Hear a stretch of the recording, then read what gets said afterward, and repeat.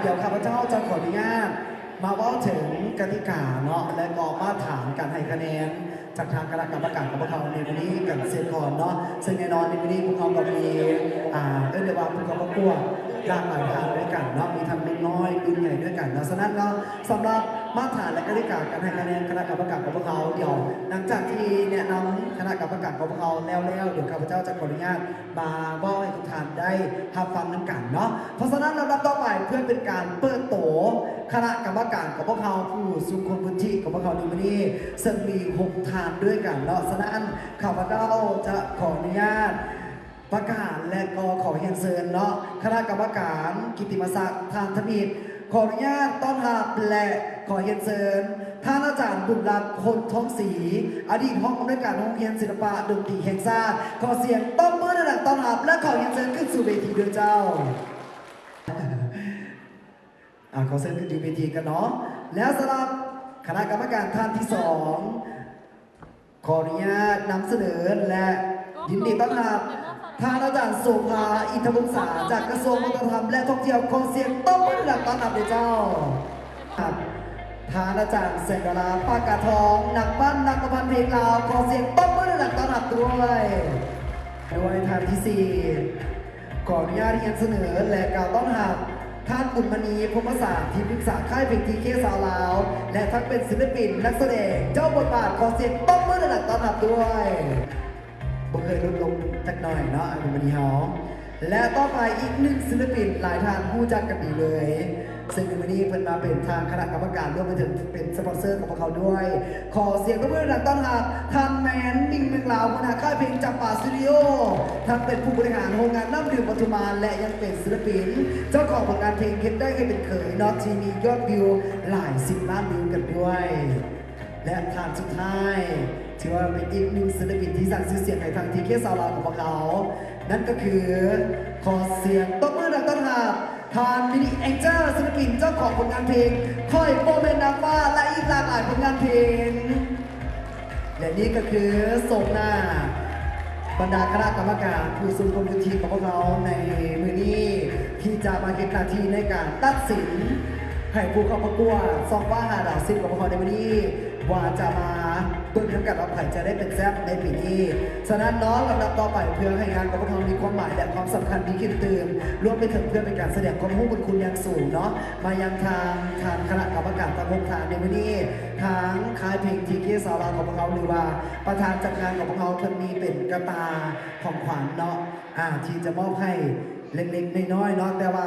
ก่อนจะมอบให้เนาะเดี๋ยวข้าพเจ้าขออนุญาตต่างหน้าให้ทางคณะกรรมการของพวกเขากล่าวมีคำคิดคำเห็นในงานของเขาในครั้งนี้คงจึงเป็นเกียรติเฮียนเซิร์ท่านอาจารย์โสภาอินทวงศาเนาะจากกระทรวงวัฒนธรรมและท่องเที่ยวมีคำเห็นในงานของพวกเขาในครั้งนี้ด้วยเจ้าของเฮียนเซิร์ก็คำว่าสบายดีตอนแรงนะก่อนอื่นขอเฮียนทางคณะกรรมการพิเศษกระแมนน้องไซทวิศักดิ์เนาะที่ว่าไข่ทีเคสาวลาวของพวกเขากับถือว่าแต่ก่อนๆก็เคยเกิดไปในสโมสรประจำสินไซปี1994กับเหตุให้น้องๆมีความก้าวหน้าทางด้านศิลปินหรือว่าการประกวดนักร้องต่างๆหรือว่าเกี่ยวกับการแสดงต่างๆกับแม่นผู้หนึ่งที่ว่ามีผลงานเหตุให้สังคมของพวกเราได้ยอมรับก็คือน้องชายทวีศักดิ์รายการได้กระยาข้าพเจ้าก็ถือว่าเป็นผู้หนึ่งที่ว่าเคียงบ่าเคียงไหลกับน้องๆที่ว่าได้มาเห็นผลงานในมือนี้ถือว่าก็เป็นผู้หนึ่งที่ว่าอยากสร้างให้สังคมเกี่ยวกับทางด้านศิลปินบ่ว่านักร้องบ่ว่าหมอลำก็อยากให้น้องนี่ก้าวสืบต่อไปว่าซั่นซะเนาะทวีศักดิ์ก็แม่นผู้หนึ่งที่ว่ามีพรสวรรค์การแสดงออกเกี่ยวกับทางด้านศิลปะวรรณคดีแต่บุญแหละเรียนมาตลอดจนฮอดก้าวเข้าสู่โทรภาพแห่งชาติกวาแมนในมื้อนี้ข้าพเจ้าตั้งหน้าให้เจ้าภาพทั้ง2 กรรม 2 ฝ่ายขอแสดงความมุ่งบุญคุณอย่างสูงการนำผักลัดและก็พิเศษกับแมนสปอนเซอร์ต่างๆเนาะและก็ถือว่าคณะกรรมการมื้อนี้พวกเขาจะเป็นธรรมเสียงมวลกับพวกเขาก็จะเอามวลอันนี้ถ้าว่าบ่ได้ก็เป็นเกมคือกันกับเกมกีฬาเนาะ มีได้มีเสียงยังเป็นโอกาสหน้าเพราะว่าค่ายเพลงตัวนี้เพิ่นจะสืบสานกันตลอดไปเนาะท้ายนี้ขอใส่พรแก่คณะกรรมการพิเศษกระแมนค่ายเพลงทีเคซาวลาวที่ว่ากำลังมาแห้งเกี่ยวกับประกวดนักร้อง หรือว่าคัดเลือกเอาศิลปินต่างๆ เข้าสู่ค่ายเพลงขอขอบใจนำสปอนเซอร์ และก็พ่อแม่ผู้ปกครองหรือว่าหมู่เพื่อนที่ได้สละเวลาเข้ามาร่วม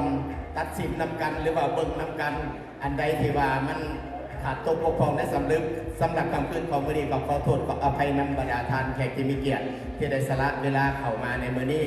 ขอขอบใจในเวลาสุดท้ายก็ขออวยไซพรแก่บรรดาทานทุกท่านที่สละเวลาเข้ามาหวมเสียหวมเป็นกำลังใจสำหรับมื้อนี้ขอให้สุขดีมีไซกับเหล่าเตาเฮือนก็ขอให้ตลอดปลอดภัยขอขอบใจ